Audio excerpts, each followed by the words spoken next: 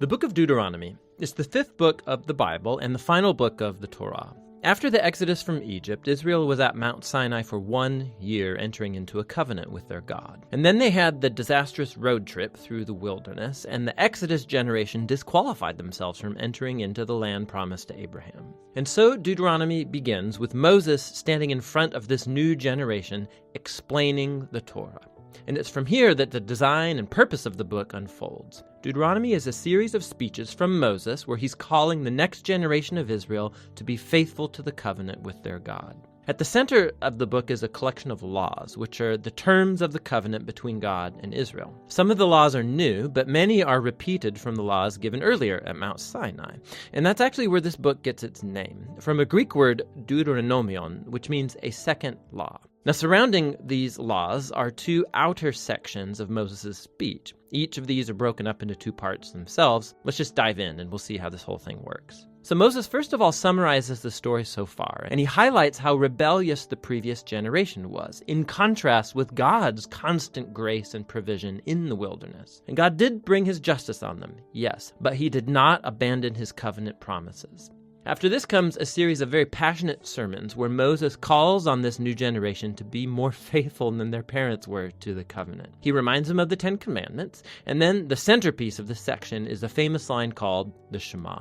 Moses says, "Listen, Israel, the Lord is our God, the Lord alone, and you shall love the Lord your God with all of your heart, with all of your soul, and with all of your might." This became a very important daily prayer in Judaism, and it brings all of the themes of the book together. So the word listen, or Shema in Hebrew, it means much more than just to hear. Its meaning includes responding to what you hear, or in English we would say obey. And the word love in Hebrew also means much more than just an emotion or feeling. It's about a decision of wholehearted devotion to God that involves your will and your emotions, your mind and your heart. Now, for Israel, their obedience and devotion to God served a much larger purpose. Obedience to the laws is going to make Israel a unique people among the nations. Just like God said at Mount Sinai, they will become a kingdom of priests. And Moses now says, how? Israel has the chance, by following the laws, to show the whole world the wisdom and the justice of God. The other key idea in the Shema is that Israel was called to obey and be devoted to the Lord alone. Or literally, in Hebrew, it says, the Lord is one. Now, in context, the point is that the Lord is the one God Israel is to worship and obey. Israel's about to go into the land of Canaan, where people worship idol gods that represent all different aspects of creation, the sun, the weather, sex, and war. And in Moses' view, worshiping these gods degrades humans and destroys communities. But worshiping the God of Israel, who's the creator and the redeemer, that will lead to life and blessing.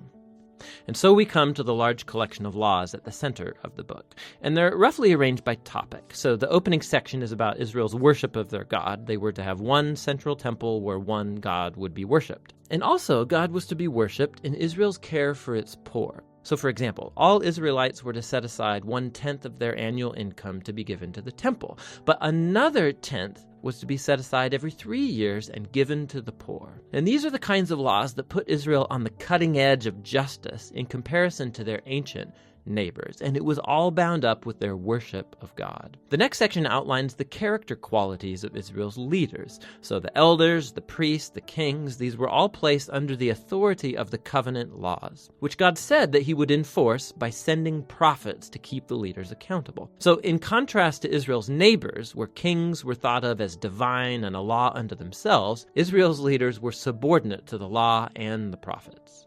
Following this is a large section of laws about Israel's civil life, so rules about marriage and family and business, and also about social justice, about their legal system and how it was to protect widows and orphans and immigrants. And then these are concluded by more laws about worship. Now, here's some tips for reading all of these laws. Remember, first of all, these are the terms of the Sinai covenant given specifically to ancient Israel, living in a culture that's very different from yours. And so, too, it's not going to be helpful to compare these laws with modern laws from a very different culture. Rather, these were given to set Israel apart. And so we need to compare these laws with those of Israel's neighbors, like in Assyria or Babylon. And when you do that, all of a sudden laws that seemed harsh or bizarre become much more clear. You see that God is pushing Israel to a higher level of justice than was ever known before. And so finally, try to discern what core principles of wisdom or justice underlie any particular law, and you'll discover some really profound things. So here's an extra credit assignment. Go see how Paul the Apostle does this very thing in his first letter to the Corinthians, chapter 9, verse 9, and he quotes a law from Deuteronomy chapter 25, verse 4. It's really interesting. So back to Moses.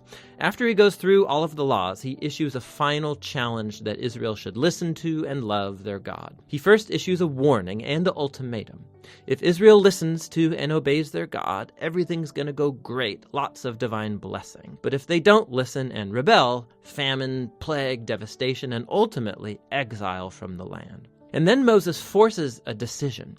He says, "Today I set before you all life or death, blessing or curse, goodness or evil. So choose life by loving the Lord your God and listening to him." But then Moses says this. He says, "I know that after I die, you're going to rebel and turn away from God and end up in exile." Which is kind of a downer, but then again, he's been with these people for decades, and it becomes clear that his hopes are not very high. But all is not lost, Moses says. One day, when Israel is sitting in exile, at any point, Moses says they can turn back to their God, who will, in his words, circumcise your hearts so that you may love him with all your heart and soul and live. Now, this is a vivid metaphor that's saying something is fundamentally wrong with Israel's heart. It's stubborn and hard. And it's the same thing wrong with the heart of all of humanity. This is going all the way back to the rebellion in the garden. Humans seized autonomy from God. They wanted to define good and evil for themselves, and they ruined God's good world as a result. But one day, Moses says, God is going to do something to transform the hearts of his people so that they can truly listen to and love God from the heart and be led back to true life. And this is the promise that gets picked up by the later biblical prophets, Jeremiah and Ezekiel, the hope for a new heart. So Moses ends his speech with a poem of warning and then of blessing, and then he walks up onto a mountain and he dies. And so the Torah draws to a close. All of the major plot tensions of the biblical story are in place, but left totally unresolved. So when is the descendant of the woman going to come and defeat evil? Or how is God going to rescue the whole world and bless all nations through this family? And how can God's holiness be reconciled with people who are continually rebellious? And how is God going to transform the hearts of his people?